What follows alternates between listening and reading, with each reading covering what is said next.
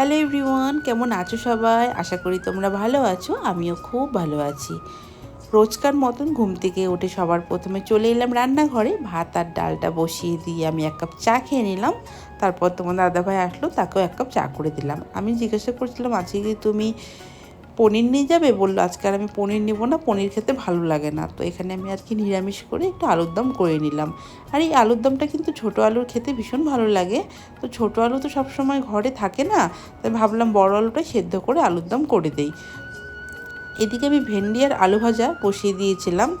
আর প্রথমে ভাত আর ডালটা আমি করে নিয়েছিলাম, তারপরে রুটিটাও ভাজছিলাম। আর আজকে একটু তাড়াহুড়া করেই করছিলাম, যেহেতু আজকে ইসলামপুর যাব, মানে বাবার বাড়ি। আর এইদিকে দেখো আমার আলুর দমটা হয়ে গেছে। আলুতে এতটা পরিমাণে ঝোল রেখেছিলাম, পরে কিন্তু সেটা আলু খুব টেনে নেয়। আর এদিকে আমার ডালটাও হয়ে গিয়েছে। আর আজকে আর তোমার দাদাভাইকে রুটি দেইনি, আলুর দম করেছিলাম যেহেতু, একটু লুচি ভেজে দিয়েছিলাম। তারপরে আমি সোজা চলে গেলাম স্নানে, বেরিয়ে রেডি হয়ে নিলাম। কারণ এখন তো জানোই বাসের যা সমস্যা হচ্ছে এই ফ্রি বাস হওয়ার পর থেকে মেয়েদের। তো যাই হোক, আমার সেরকম আজকে সমস্যায় পড়তে হয়নি, গিয়েই সাথে সাথে বাস পেয়ে গেছি। আর এই যে ফ্রি টিকিট, যেটা কিন্তু সরকার একদমই ঠিক করেনি, সবাই এখন মোটামুটি স্বাবলম্বী, নিজের টিকিট সবাই নিজেই দিতে পারে।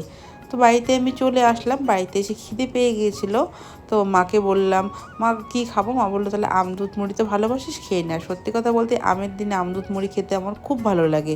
আমাকে যদি 3 বেলা কেউ আম দিয়ে দেয়, আমি 3 বেলায় আম খেয়ে নেব। আম আমার এতটা ভালো লাগে। তো যাই হোক, তারপরে আমি চলে আসলাম পার্লারে আমি আজকে কিন্তু ইসলামপুরে 11টার মধ্যে ঢুকে গিয়েছিলাম।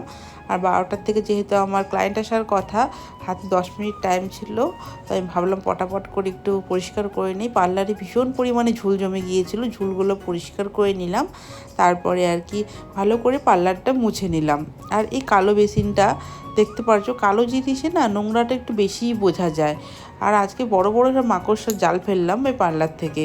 তারপর রিঙ্কুদি আসছিলো, রিঙ্কুদির সাথে আমি কিছুক্ষণ আর কি গল্প করলাম। এদিকে গল্প করতে করতে আমার এদিকে ক্লায়েন্টও ফোন করলো যে আমি আসছি, অত করে তাড়াতাড়ি করলে পার্লারটা আর কি মুছে নিলাম। মুছে নেওয়ার পরে মা বললো, আমি তো সকালবেলায় আজকে তোর পার্লারটা মুছে রেখেছিলাম। যাই হোক, 2বার মোছা হয়ে গেল। তারপরে পরপর কাজ ছিল, সব কাজের আমি ভিডিও করি না, সবাই পছন্দও করে না। তো যাই হোক, এখানে একটা হেয়ার কাটের আর কি ভিডিও তোমাদের সাথে শেয়ার করলাম। তারপর দুপুরে রাহি আসছিলো, আমি আর রাহি মিলে খাওয়া দাওয়া করে নিলাম কার্টুন দেখতে দেখতে। আর আজকের মতন ব্লগটা চলো এখানেই শেষ করছি। তোমরা সবাই ভালো থেকো, সুস্থ থেকো। তোমাদের সাথে দেখা হবে অন্য একটি কোনো গল্পে।